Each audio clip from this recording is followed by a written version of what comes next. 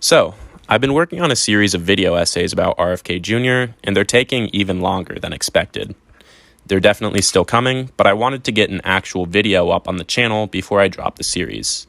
And luckily, the other night I got hit with an idea for a nice short video for once. Here it is. The overturning of Roe v. Wade was an enormous moment in our history, and the full impact of this probably won't be understood for a very long time. When Roe was around, we at least had some kind of legal precedent to say that personhood doesn't begin at the very moment of conception. Now that Roe is gone, we all get to figure out together the legal implications of pretending that an embryo is a full human being. And here's the part where we arrive at the elephant in the room. Last week, the Alabama Supreme Court ruled that an embryo is legally equivalent to a child. The details of this case don't matter too much, but basically a couple sued for the wrongful death of a child when, while pursuing IVF treatment, their embryo was destroyed by some dumbass who dropped it.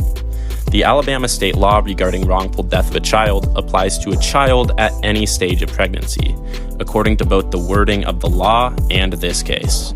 So as far as I can tell, there's no reason why a sperm and an egg who have just made contact shouldn't be considered a child by the law. So, anyone at risk of having a fetus grow inside them would probably find all of this pretty bleak. Everyone agrees that a child is a person, so if a freshly conceived embryo is a child, it should logically then be seen as a full person, equal to whoever is carrying it. So if this insane legal logic gets off the ground, abortion rights probably don't stand a chance in much of the country. Tons of people before me have pointed out how this is a bad thing for women's equality and the right to control your own body. But I'd be lying if I said this is all 100% bad news. That's right. I'm proposing that this incredibly dark cloud actually has a silver lining. Ladies, you might not be able to control your own body, but what if I told you get a free pass to drive in the carpool lane instead? The anti-abortion crowd has long held that life begins at conception. An important caveat here is that life doesn't actually mean life in this context. It means personhood. A tumor is a life. A bug is a life. So when they say life begins at conception in a way that applies to the abortion debate, what they really mean is that personhood begins at conception. Animals are clearly alive, but no conservative would say that you should go to jail just for hunting. When they say that life begins at conception and you should be punished for killing that life, that pretty directly implies that they consider that life to be a full person. This also explains the mantra that abortion is murder, because people would never describe the killing of a tumor as murder, even though it's both alive and made of human DNA. Murder is a term that describes the killing of people, not just the killing of anything alive and made of human cells. So, by the logic of the right in the Alabama Supreme Court, personhood occurs at the very moment when sperm meets egg. So if you're a woman driving in the carpool lane and you get pulled over, wouldn't "I have a freshly made embryo and therefore a second person inside of me" be a perfectly valid excuse? Of course, I don't expect this strategy to work on the cop, so anyone who tries this will probably have to challenge the ticket in court, and that's where the real fun begins. Now, you might be thinking that the court would ask for proof that you're pregnant, but if personhood truly starts at conception, this would be an impossibly unfair standard. I don't know of any way to test for pregnancy before at least a few weeks in. So by Alabama's logic, there will have been a second person present for weeks before you could even prove their existence.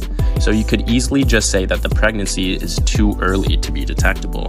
You might just say that the court could ask you to provide a positive pregnancy test a couple weeks later. But there's a pretty substantial issue with that. About half of fertilized eggs fail to implant in the uterus, and the likelihood of that happening varies a lot from womb to womb.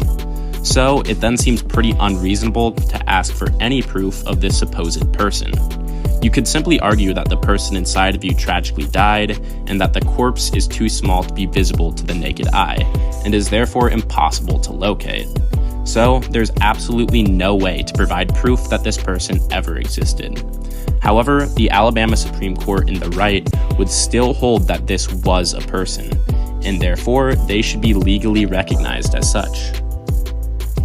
This way, it could be said that in the eyes of the law, Millions of people die every year without ever producing any verifiable evidence that they lived or even existed in the first place. But if we hold strong that personhood begins at conception, this should mean absolutely nothing in terms of law or ethics.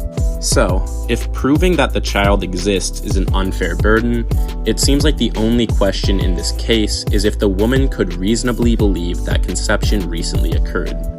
Therefore, the legal burden that actually makes sense is just to claim, without being disproved, that you recently had sex while it was highly likely you would conceive.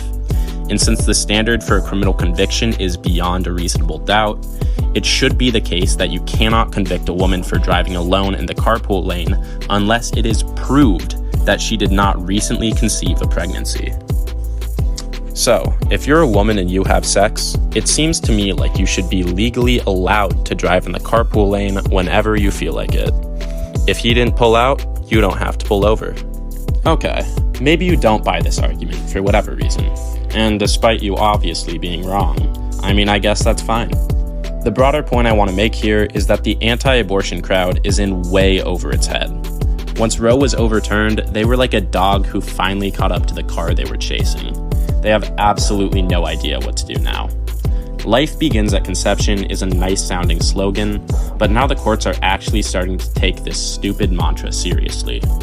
And I don't think any of us are ready for the implications of that.